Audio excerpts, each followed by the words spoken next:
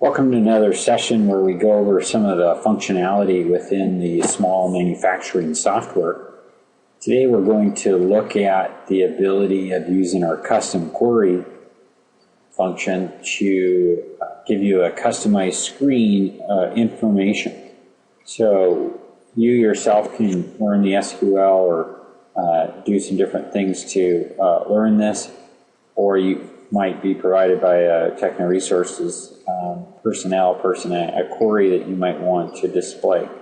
So today we're going to review how to take that from maybe from a text file and get it so it's in the program and usable for the people that want to see that. So in the program itself, what we're trying to do is populate under inventory, under the query custom, is we want to add a query to this drop-down box. So we can add another choice to this drop-down menu for people to use.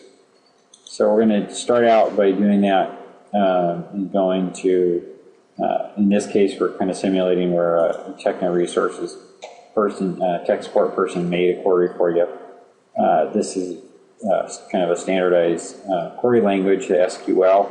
This statement here is used to show the item, the description, and GL accounts, so that you can do checking to see, make sure the right GL accounts are assigned. So we're going to just highlight this, and we're going to copy it, and we're going to go and open up the data architect.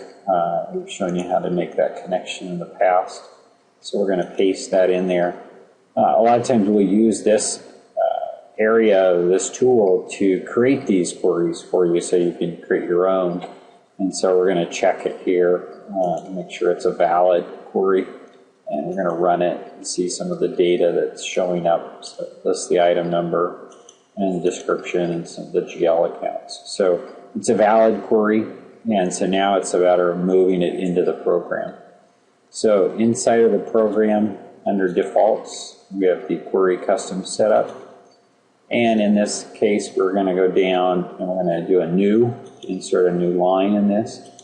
We're going to hit the drop-down box and we're going to choose inventory. And from the drop-down list, we're going to type in a title. Inventory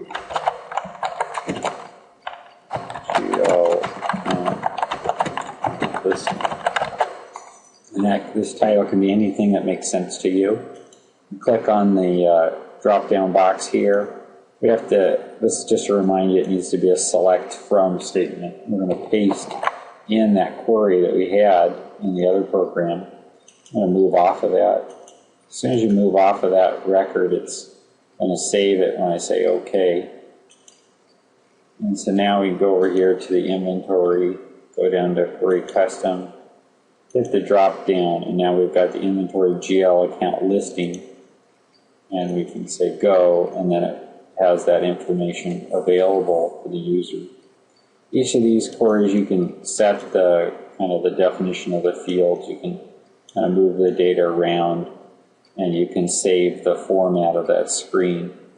So next time you open it, it's not as wide or something. The benefit of these custom queries in this grid, you can sort by the individual columns to see, okay, I'm looking for something it's blank or something that's got the wrong account here. This should be WIP. Why isn't this WIP? Those kind of things.